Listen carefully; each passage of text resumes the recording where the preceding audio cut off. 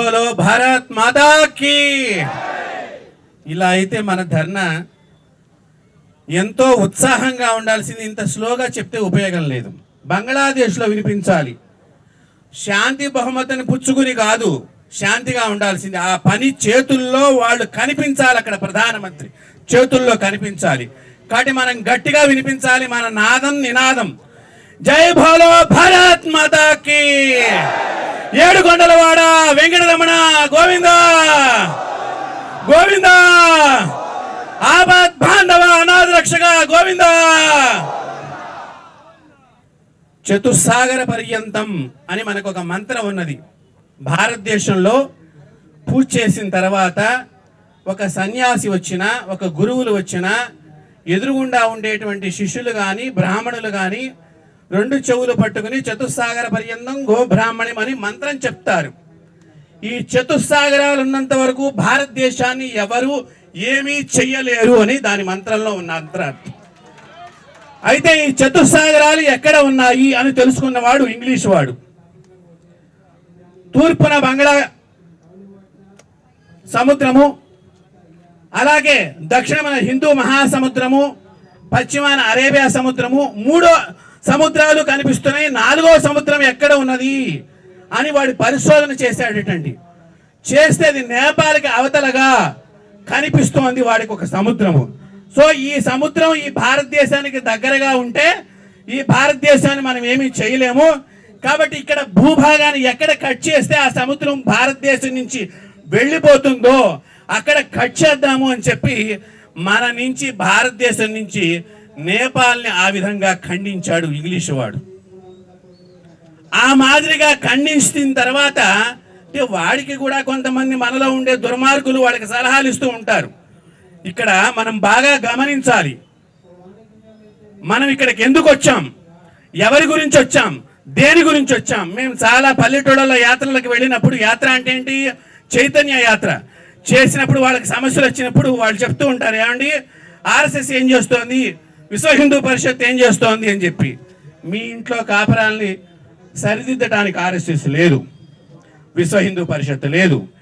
ఈ దేశాన్ని రక్షించడానికి, ఈ దేశాన్ని కాపాడటానికి ఈ రెండు సంస్థలు వారి ప్రాణాన్ని సమర్పణ చేస్తున్నాయి. కాబట్టి అది మనం గుర్తుంచుకోవాలి.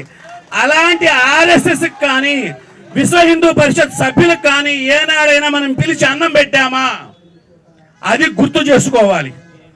చిన్నప్పటి నుంచి అలాంటి సంస్థలకి మా ఇండ్లలో అన్నం పెట్టామేమో, ఈ రోజుకి కూడా భారత మాత అనేటువంటి రక్తం మా శరీరంలో ప్రవహిస్తున్నది.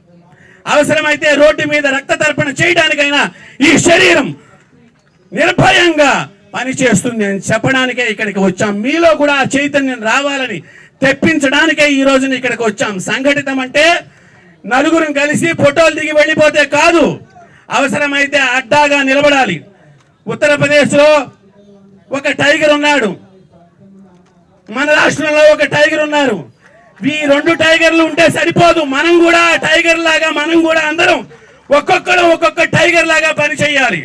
అప్పుడే అవతల వాడు మనల్ని చూసి దడుస్తాడు, భయపడతాడు, వాడు తొడగొట్టడం మానేస్తాడు. అది గుర్తుపెట్టుకోండి ప్రతి ఒక్కరూ కూడా. అలా భారతదేశాన్ని ముక్కలు ముక్కలుగా చేశారు ఈ దేశాన్ని. వాళ్ళ బుద్ధి వంకర బుద్ధి కాబట్టి వంకర ఆలోచన ఉన్నది. కానీ మన వేదాలు చెప్పి ఎక్కడ అధర్మం పెరిగితే అక్కడ మహావిష్ణువు మళ్ళీ అవతరిస్తాడు. కాబట్టి మహావిష్ణువు త్వరలో రాబోతున్నాడు. ఆల్రెడీ వాళ్ళ యొక్క బంధువులందరినీ కిందకి దింపి ఉన్నాడు. ఆ దింపిన బంధువులే గత 10-15 ఏళ్ల నుంచి పరిపాలన సాగిస్తున్నారు భారతదేశంలో. కాబట్టి అది మీరు తెలుసుకోవాలి. నేను చెప్పకల్లా బంధువులు ఎవరో మీ అందరికీ తెలిసిపోయి ఉండాలి ఈ పాటికల్లా. నేను ఒకసారి కెన్యా దేశం వెళ్ళాను. కెన్యా దేశంలో వాళ్ళు అడిగారు, ఏమండి ఇప్పుడు మీకు మోడీ వచ్చాడు కదా, మీరందరూ గొప్ప గొప్పవాడు అని అంటున్నారు మోడీని, మోడీ ఎలా గొప్పవాడయ్యాడండి అని కొంతమంది నన్ను అడిగారు అక్కడ దేశంలో వాళ్ళు. నేను ఒకటే చెప్పాను, స్వామి వివేకానందకి పేరు, ఆయన సన్యాసం పుచ్చుకోకృతం పేరు, ఆయన పేరు నరేంద్రుడు.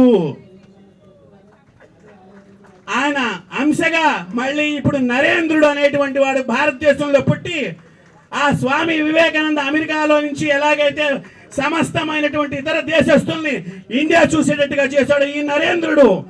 సమస్త దేశాన్ని ఈ దేశంలోకి వచ్చేటట్టుగా చేస్తున్నాడు. అది మన దేశం యొక్క గొప్పతనం, మన భారత భూమి, మన భారత జాతి యొక్క గొప్పతనం. కాబట్టి దయచేసి ఓ నా హిందూ సహోదరులారా, నా బంధువులారా, నా కుటుంబ సభ్యులారా, మీరు కళ్ళు తెరవకపోతే మీ తల తెంపడానికి రెడీగా మీ పక్కనే నిలబడి ఉంటాడు వాడు, వేషం వేసుకుని భాష మార్చుకుని.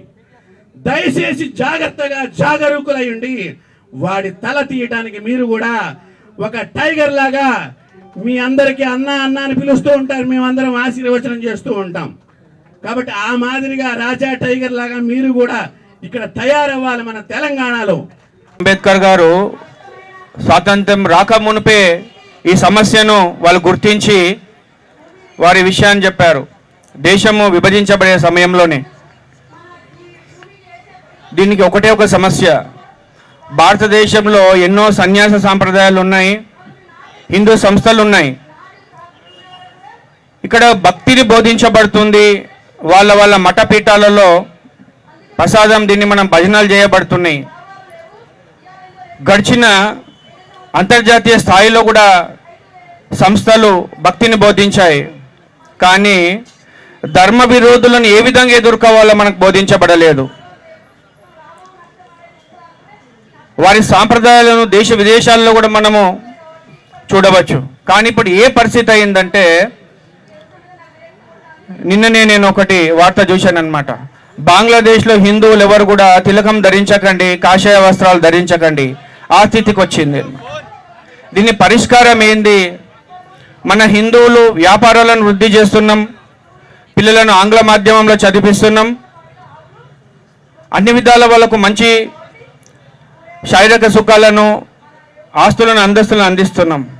కానీ ఒక చిన్న పిల్లాడు కూడా చెప్పగలుగుతాడు, భారతీయ సాంప్రదాయాల్లో మనము మన బిడ్డలకు ఎప్పుడు కూడా భగవద్గీతను అందించలేదు, రామాయణాన్ని అందించలేదు, అసలు భగవద్గీత ఎక్కడ బోధించబడిందో కూడా చెప్పలేదు. యుద్ధం చేయమని చెప్పేదే సనాతన హిందూ ధర్మం, అది బోధించబడిందే భగవద్గీత కురుక్షేత్ర మహాసంగ్రామంలో. ఆనాటి శ్రీకృష్ణ పరమాత్మ జగద్గురు దగ్గర నుంచి ఈనాటి జగద్గురు వివేకానందుల వారు కూడా మన యువకులను ఉద్దేశించి అంటాడు అనమాట, దీప్తనయనారవిందం శ్రీ స్వామి వివేకానందం, దీప్తనయనారవిందం శ్రీ స్వామి వివేకానందం, భారత వీర నరేంద్రం త్వం వందే సింహనినాదం, త్వం సంవందే సింహనినాదం.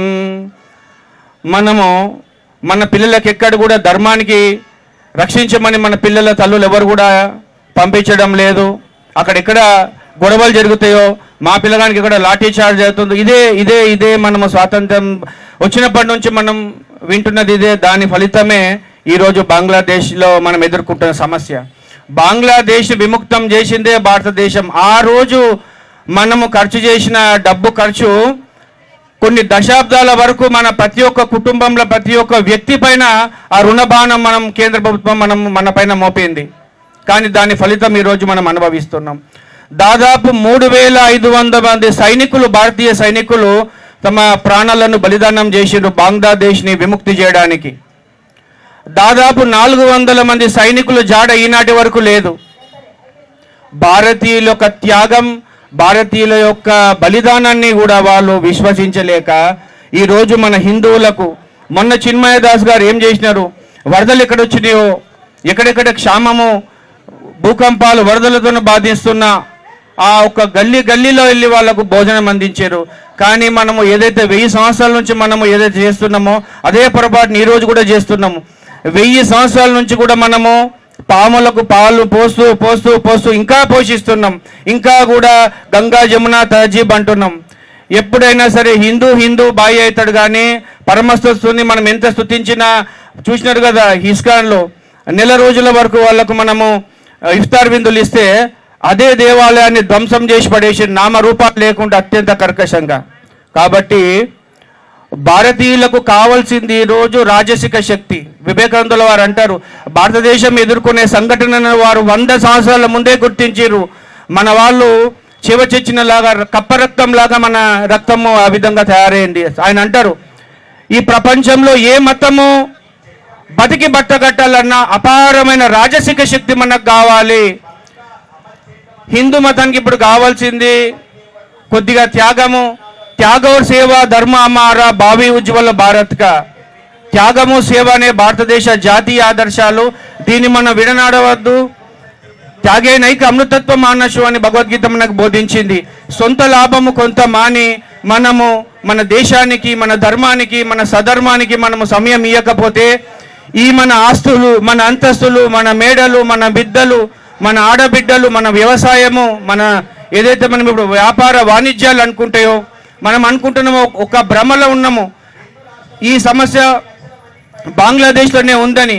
పాకిస్తాన్లో మనం ఉన్నది, బంగ్లాదేశ్లో ఉంది. తమిళనాడులో జేసీబీలు ఇటాచీలు పెట్టి మన దేవాలయాలను ఇల్లగొడుతున్నాడు. కేరళలో కూడా అదే పరిస్థితి, బెంగాల్లో చెప్పలేని పరిస్థితి ఉంది. కానీ ఎవరం కూడా ఇంత నరమేధం జరుగుతున్నా మనము ప్రశ్నించలేకపోతున్నాము. గోవు మన జాతీయ ప్రాణిగా ప్రకటించాలని అనుకుంటున్నాము. కానీ అన్యమతస్థులకు ఎప్పుడైతే గోవు జాతీయ ప్రాణిగా, వారి ఆరాధ్య దేవతగా ఉంటే ఒక్క గోవు కూడా వధించబడేది. దురదృష్టం ఏంటంటే హిందువులకు గోవు ఆరాధ్యమై కావడమే గోమాతకు శాపమైంది. ఎవరు కూడా 20 సంవత్సరాలు 30 సంవత్సరాలు వానికి చేయుతనిచ్చిన తర్వాత కూడా రైతు విశ్వాసం లేకుండా ఏ విధంగా అయితే గోవుని కషాయాలకు అమ్ముతున్నాడో, హిందువులు కూడా హిందుత్వం గురించి ఆలోచించకుండా, కనీసం వాని యొక్క బాధ్యతను గుర్తెరగకుండా ఏ విశ్వ హిందూ పరిషత్ బజరంగ దళ్ ఏదో చేసుకుంటున్నది ఇందిరా పార్క్ దగ్గర అని మన యొక్క ఉదాసీన వైఖరే ఈరోజు అన్యమతస్థులకు ఒక ఆయుధంగా అవుతుంది.